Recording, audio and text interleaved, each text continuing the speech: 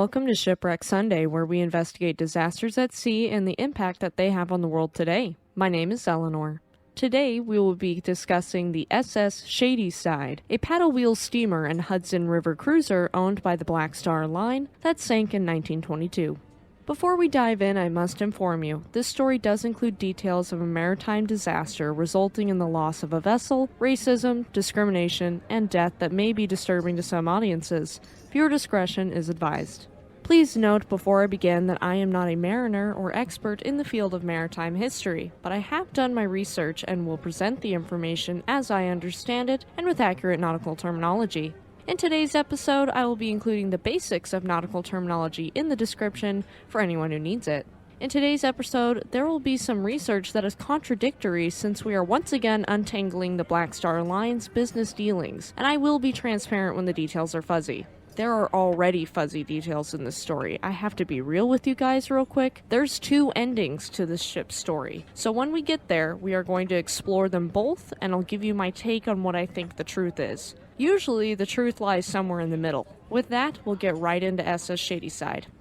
SS Shady Side was a sidewheel paddle steamer built sometime in 1873, though there isn't details on an exact date. She was built in Bull's Ferry alongside the Hudson River, just north of Weehawken, Port Imperial.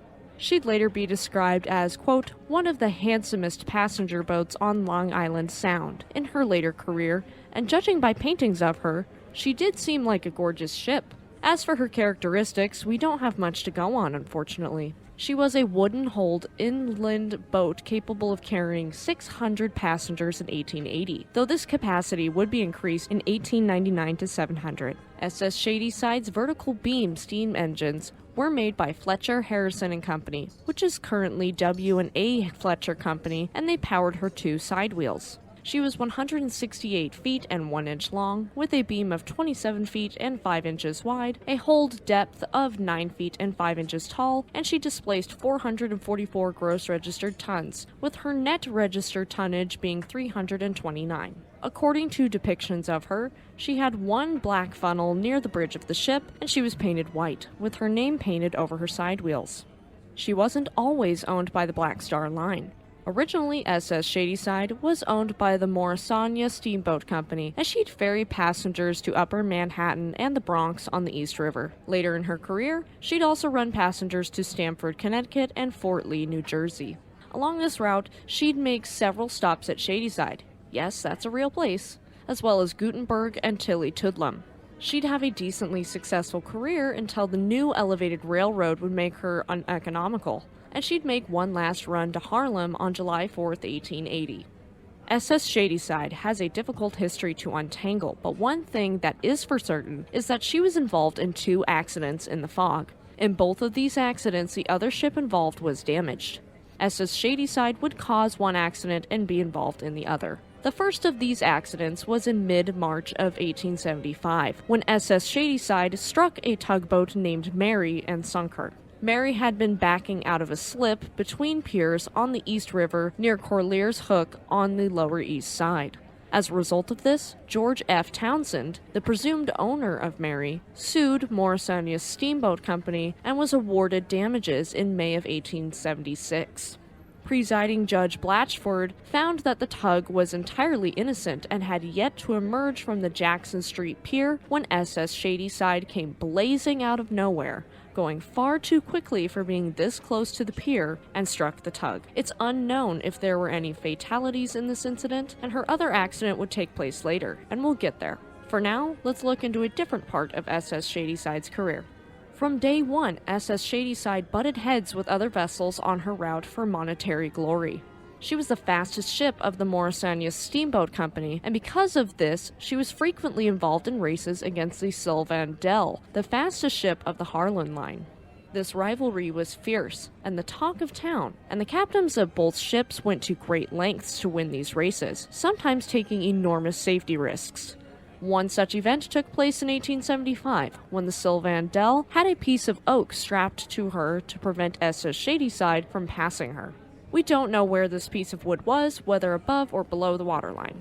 Sylvandell was captained by Captain William Weatherwax, and SS Shady Side was mastered by Captain Charles G. Tennant at the time. Captain Longstreet, who was the superintendent for Morrisania Steamboat Company, took the helm of SS Shady Side to get back at the Sylvandell. He'd had enough of this silly oak beam and was fixing to take care of it. One morning in April of 1875, after taking the helm of the ship, he swung her around and knocked the beam of the Sylvandell, with the passengers on board SS Shady Side cheering and crying out with glee at their inevitable victory. However, the New York Times rightfully condemned this behavior as dangerous horseplay, and at the end of the month, Captain Longstreet's license was revoked for 30 days because of the stunt. Both of the other captains, Weatherwax and Tennant, were censured. Weatherwax was censured for continuing to operate the Sylvandell after there had been numerous complaints about the beam on the ship, and Tennant was reprimanded for remaining at the helm of SS Shady Side while Longstreet performed his stunt. It's unclear what happened after that.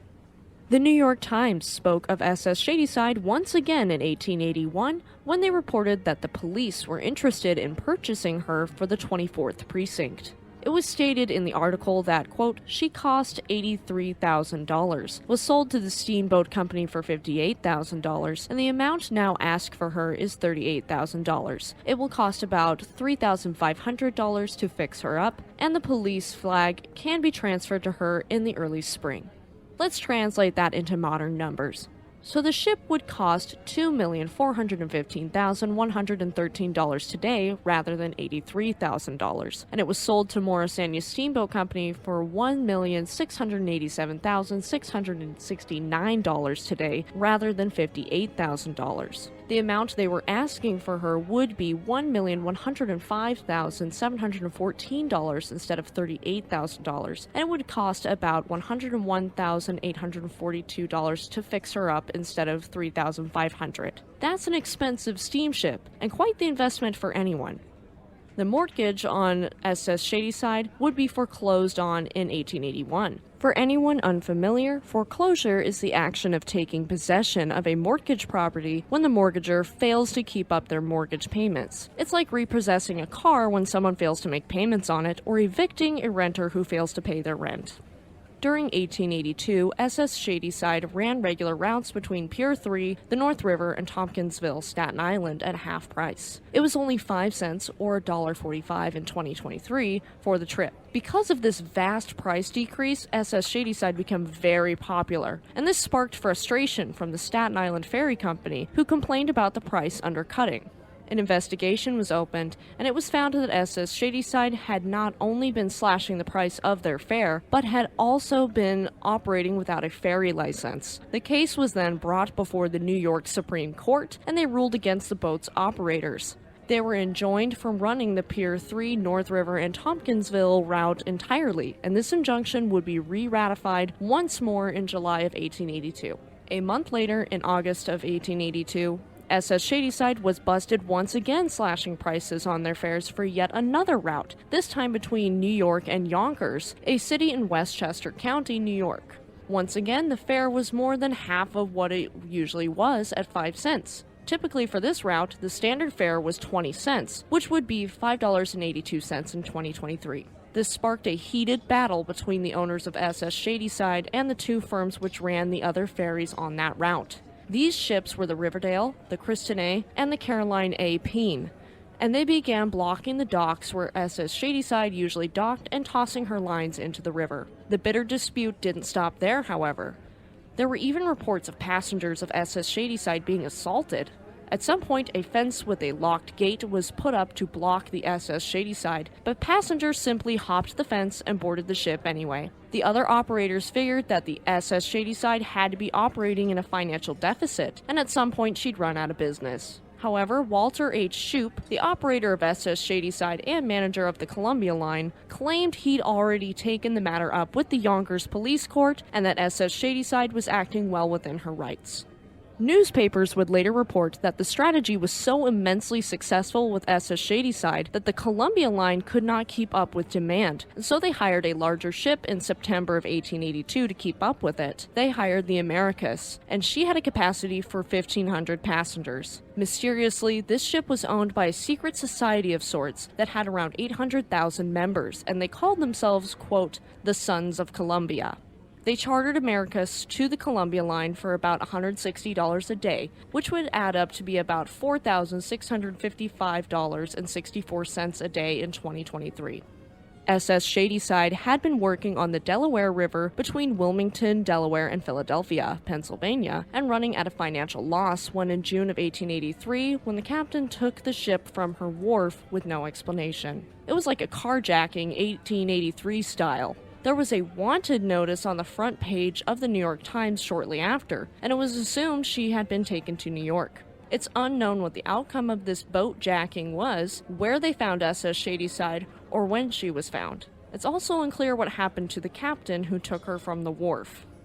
Either in 1886 or 1902, sources differ, SS Shady Side escorted passengers between New York and Stamford, Connecticut, and she dutifully continued to do so up until at least 1910, though it is possible she continued this route up until 1921 as well. There's a lot of fuzzy facts here, so it's difficult to untangle. Before that, however, she would be involved in her second fog accident, as we mentioned earlier. On the morning of October 21st, 1894, a heavy fog lay over New York City, and during this fog, at least 4 ships ran aground due to the horrible visibility. Of the ships driven aground, the largest, carrying 150 passengers, was a wooden sidewheel steamer named Drew, and she ran aground at Washington Point at roughly 7:40 a.m. It tore a large hole in the bow on the starboard side. However, the passengers were able to disembark safely by gangplank, and there aren't any reported deaths, thank goodness. Where was SS Shady Side? Well, she showed up when the tide rose and towed Drew off the rocks to the dock. After this, she continued her service between New York and Stamford up until either 1910 or 1921. Around 1921, Marcus Garvey and the Black Star Line scooped up SS Shady Side and a second steam yacht, the Kanawha, for $200,000, which would be about $5,819,549 in 2023. SS Shady Side was in rough condition and completely oversold, which would only add to Black Star Line's financial problems. If you saw the episode on SS Yarmouth, then you know how Black Star Line's finances were clearly in the red and they were running themselves into the ground with bad business practices. The Kanawha, which was renamed SS Antonio Maceo by the Black Star Line, was also in rough conditions and would actually blow a boiler, resulting in the death of one unlucky man. SS Shady Side would take what was called the cruise to nowhere on the Hudson River for just one summer before sinking the next fall because of a leak. Or at least, that's one of her endings. She'd assumedly be refloated later, because she would be abandoned on mudflats at Fort Lee, New Jersey in 1922 after Black Star Line ceased sailing that February. After that, we don't know what happened to her. I personally believe that she both sank and was abandoned, though I don't know what to think of her fate afterward. It's hard to say.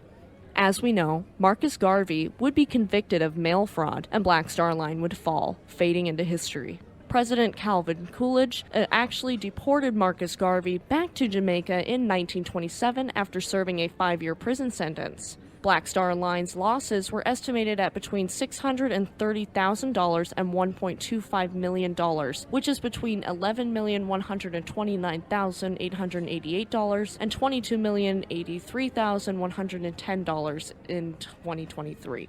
Unfortunately for SS Shady Side, her career matched her name quite well. It was quite shady, and the business practices associated with her seedy all around the board. However, it doesn't change the fact that it was still owned at one point by the first black-owned shipping line, and that's pretty cool. Thank you for tuning into Shipwreck Sunday. If you liked this episode and are listening on YouTube, please give us a like, leave us a comment, and subscribe to our channel. If you liked this episode and you're listening on Spotify, Samsung Podcasts, Amazon Music, or another podcast service, please subscribe for more content and leave us a 5-star review, as it does help us reach more listeners like you. If you have any ships you'd like us to cover, please leave us a comment and you might hear your favorite ship here on the podcast. Check out our community tab for updates and to interact with us. And don't forget to check out our second channel, Speed Force Media. Tune in next Sunday for the story of USS PC-1264, a submarine chaser that was known for having a predominantly African American crew. Have a great week, and we'll see you next time.